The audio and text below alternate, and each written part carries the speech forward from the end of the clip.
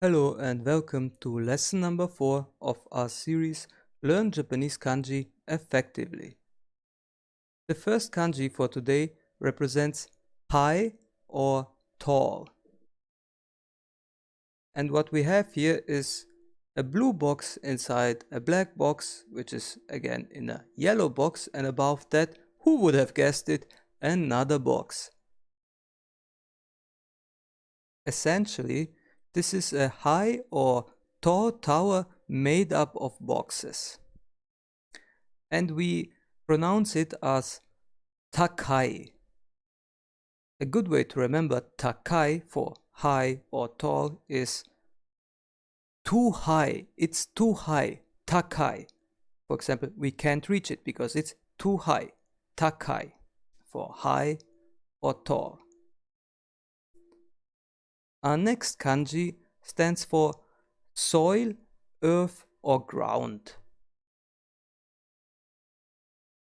We can imagine the line at the very bottom to be the soil or earth itself, while on the other hand a plant is covering the upper part of this kanji.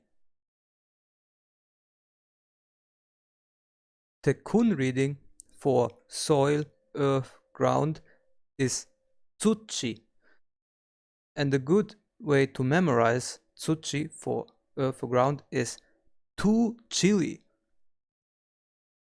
It's too cold to sit on the ground. Too chilly. Tsuchi, earth or ground.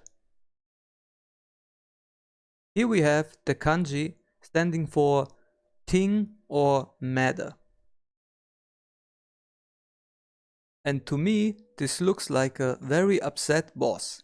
And you know how nagging bosses are, saying things like, "What's the matter now? It's always the same thing with you." A very easy way to remember thing and matter. The kun reading is koto, and we can memorize thing or matter or koto with this example sentence. Control is the main thing. Koto for thing or matter. Here we have two kanji who together create a single word. That word is work or job. And we have our old friend, the nagging boss, to the right. Today he seems more annoyed than he usually is. Must be because I was slacking off at work again. Oops. Either way, let us continue with the kanji to the left, who on its own can also stand for doing something, doing a job, serving somewhere, and so on. This kanji contains the I katakana within its symbols. On the other hand, the symbol to the right represents our previously covered kanji for soil, earth or ground. And in combination, we spell these two kanjis together as shigoto, which stands for work or job. A good way to memorize this is through following example sentence. She goes to her job. Shigoto, work or job. This is the kanji that stands for woman or female. And since this symbol looks exactly like a football player who is about to shoot the football inside the goal, we can remember it this way.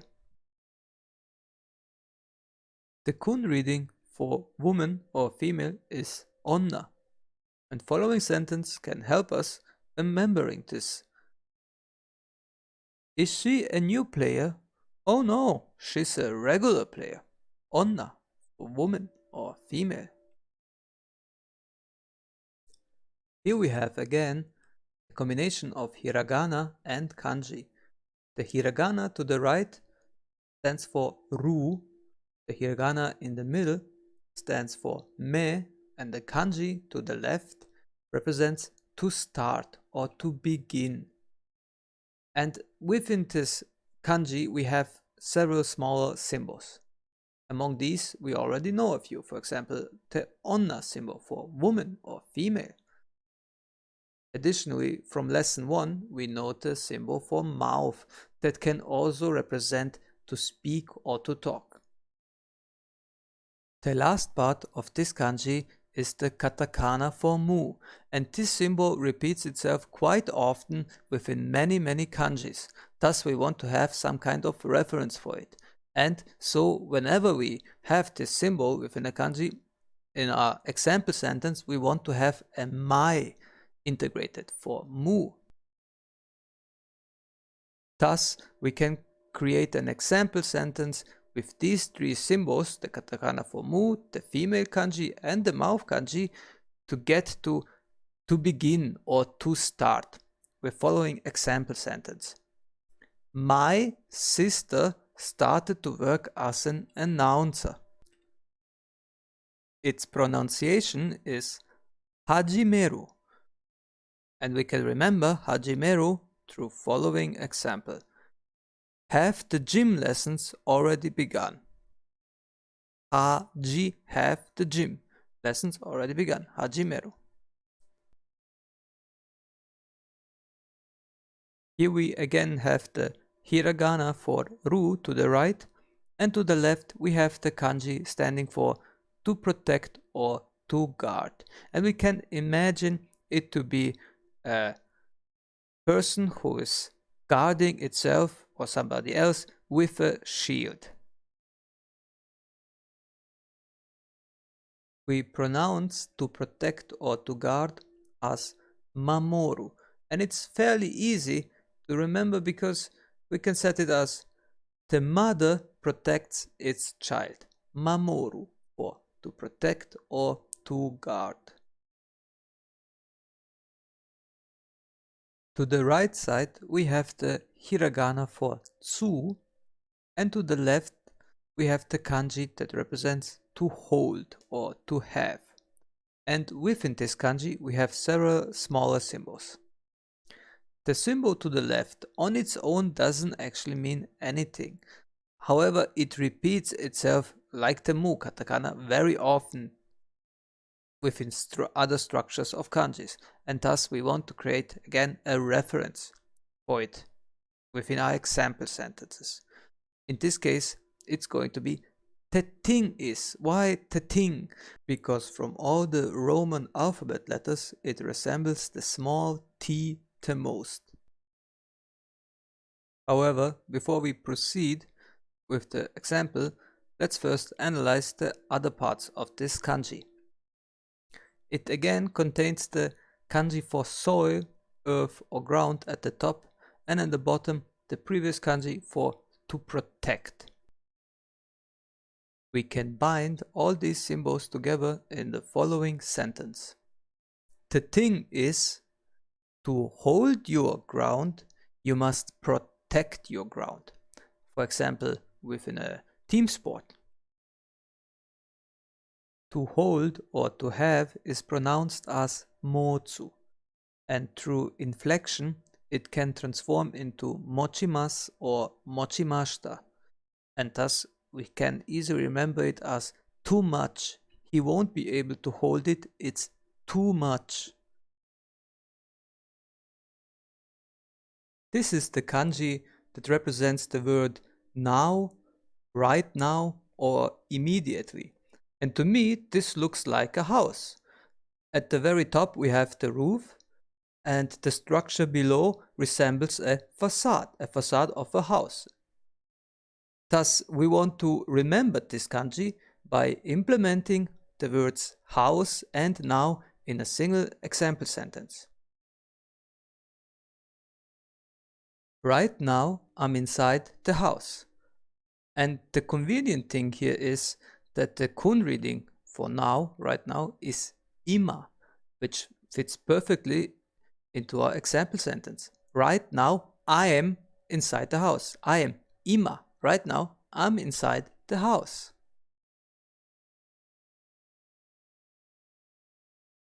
This is the last kanji for today that stands for new, something new, a new toy, for example. And to the right we have the hiragana for I. In the center, we have the hiragana for shi. And to the left, we have the kanji for new. And within this kanji, we have several symbols that actually may look familiar. For example, to stand, we learned this kanji in lesson number 2. Additionally, we have the tree that was also covered in lesson number 2. And last but not least, we have place, spot or scene kanji, at least part of it. And if you remember correctly from lesson number 1, the place, spot, scene kanji, we wanted to reference this symbol as a tower, or more specific as a guard tower. Because what's a tower good for? Well, you have a great overview over the place or the spot or over the scene. Thus, if we put all these 3 symbols together, we can combine it in following sentence. The new guard tower stands right next to the tree.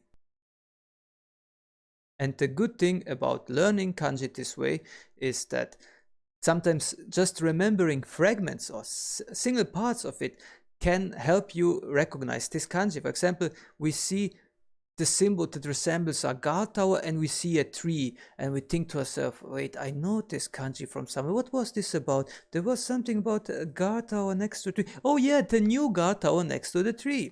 And that's the beauty of this methodology, that sometimes just fragments can help you remember the whole kanji. We pronounce new as atarashi, and we can remember it like this. And there she was, wearing a brand new dress, atarashi for new. This is it for today. I hope you enjoyed this lesson number 4, and I hope you stick around for more. Also, don't forget to subscribe. See you next time.